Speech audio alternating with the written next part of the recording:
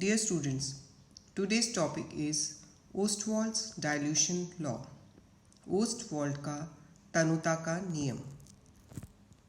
ओस्टवॉल्ड के तनुता के नियम को समझने से पहले आइए हम पिछले लेक्चर की कुछ बातों को याद करें। पिछले लेक्चर में हमने पढ़ा था आर्हीनियस का विद्युत अपघटनी वियोजन का सिद्धांत, Arrhenius theory of electrolytic dissociation.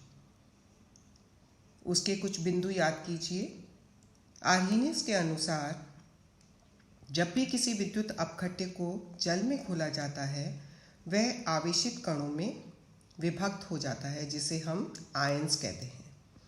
धन आवेशित कणों को धनायन कैटायंस और ऋण आवेशित कण ऋणायन या एनायंस कहलाते हैं। आर्हीनियस के अनुसार यह आवश्यक नहीं है कि संपूर्ण विद्युत अपघट्य वियोजित हो।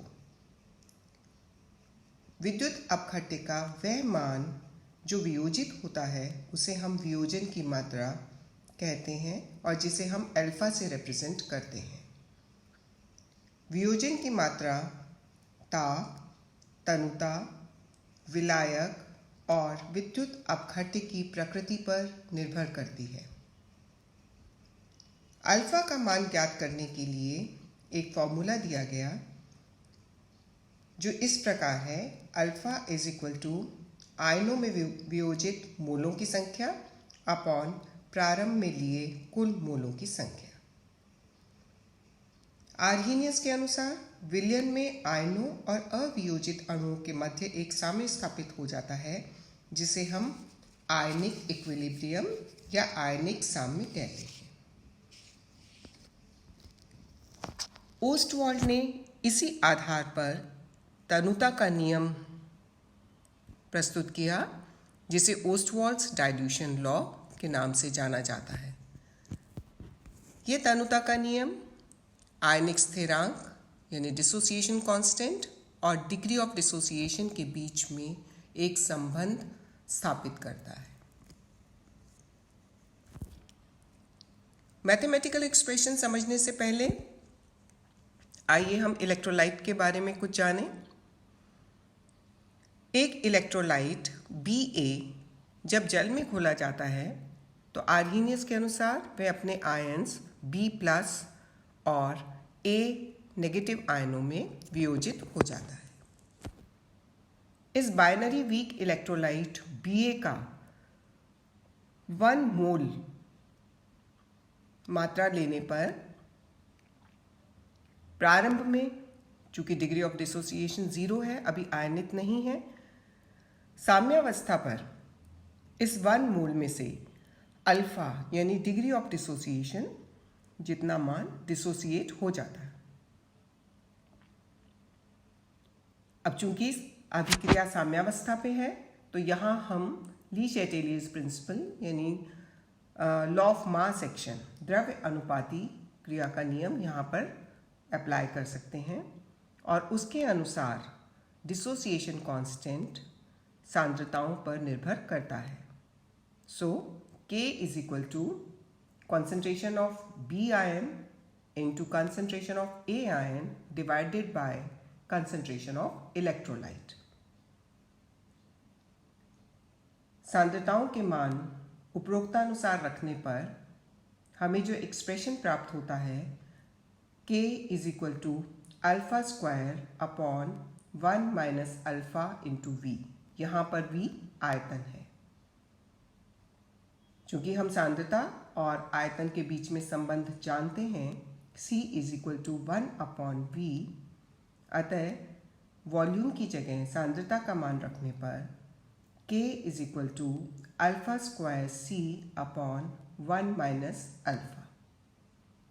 इस प्रकार ये दोनों एक्सप्रेशन 1 और 2 ओस्टवॉल्ड डाइल्यूशन लॉ को प्रदर्शित करते हैं, जहाँ पर K इक्विलिब्रियम कांस्टेंट है, एक स्थिरांक है। चूंकि वीक इलेक्ट्रोलाइट है, जो हमने इलेक्ट्रोलाइट लिया वो दुर्बल विद्युत अपघट्य है, अतः यहाँ पर डिग्री ऑफ डिसोसिएशन का मान बहुत कम है। ये बहुत कम मात्रा में वियोजित होता है, अतः हम 1 माइनस अल्फा को 1 के बराबर मान सकते हैं। यह मान समीकरण में रखने पर हमें जो एक्सप्रेशन मिलता है k is equal to alpha square upon v और अल्फा स्क्वायर इंटू सी, या alpha is equal to under root K V और रूट के अपॉन सी। तो जैसा कि एक्सप्रेशन में स्पष्ट है, डिग्री ऑफ डिसोसिएशन अल्फा सांद्रता के वर्गमूल के व्युत्क्रमानुपाती है या आयतन के वर्गमूल के समानुपाती है।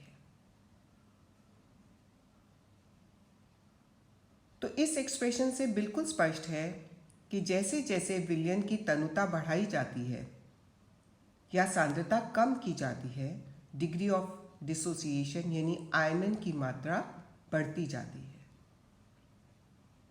अतः यह नियम ओस्टवाल्ड डाइल्यूशन लॉ के नाम से जाना जाता है। इसकी वैलिडिटी चेक करने के लिए भिन्न भिन्न इलेक्ट्रोलाइट के अलग अलग सांद्रता के विलयन बनाए जाते हैं और उन विलयन की आयनन की मात्रा ज्ञात करने के लिए चालकता मापी अध्ययन किए जाते हैं। आपको याद होगा, alpha degree of dissociation is equal to lambda upon lambda infinite. यहाँ लैम्डा तुल्यांकी चालकता किसी भी आयतन पर और लैम्डा इनफाइनाइट अनंत तनुता पर तुल्यांकी चालकता को प्रदर्शित करता है। तो इस प्रकार अल्फा का मान हम चालकता मापी अध्ययनों के द्वारा ज्ञात कर लेते हैं और अल्फा का मान फॉर्मूला में रखने पर डिसोसिएशन कांस्टेंट k का मान एक स्थिरांक प्राप्त होता है।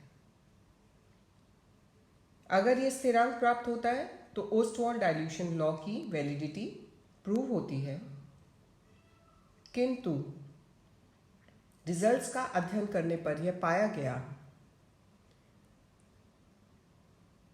कि k का मान या डिसोसिएशन कांस्टेंट का मान कुछ दुर्लभ विद्युत अपघट्यों के लिए स्थिरांक प्राप्त हुआ, किंतु सांद्रता बढ़ाने पर, तनुता कम करने पर इसमें विचलन पाया गया।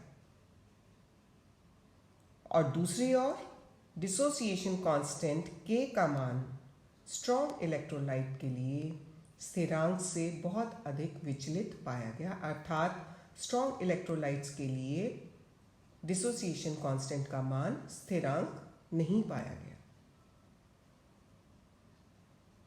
तो इससे प्रतीत होता है कि Ostwald dilution law weak electrolyte के बिहेवियर को समझाने में तो समर्थ है, किंतु स्ट्रॉन्ग इलेक्ट्रोलाइट के बिहेवियर को समझाने में विफल रहा।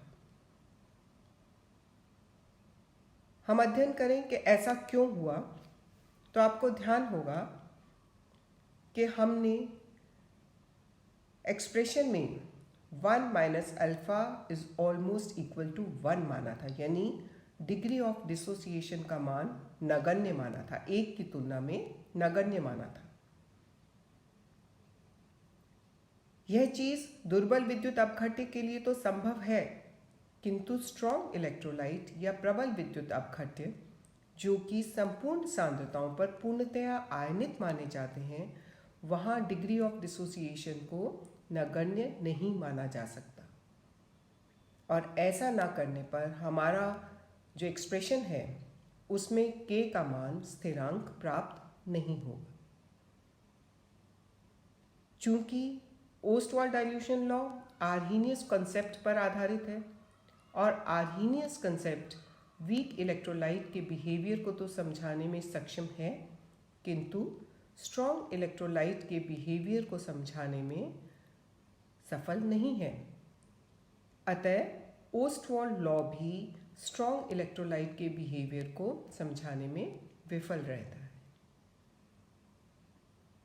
स्ट्रॉन्ग इलेक्ट्रोलाइट या प्रबल विद्युत अपघट्य जो कि किसी भी सांद्रता पर पूर्णतया आयनित माने जाते हैं, उनके व्यवहार को समझने के लिए एक अलग नियम की आवश्यकता है उनके बिहेवियर को समझने के लिए डिबर एंड हकल ने एक नियम प्रस्तुत किया जिसमें वह स्ट्रॉन्ग इलेक्ट्रोलाइट्स के बिहेवियर को समझाते हैं।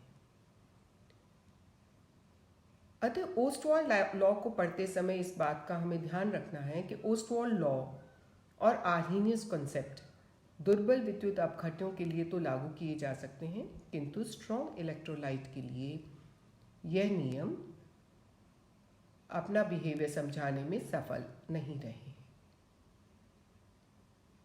नेक्स्ट लेक्चर में हम स्ट्रॉन्ग इलेक्ट्रोलाइट के बिहेवियर का अध्ययन करेंगे। Thank you.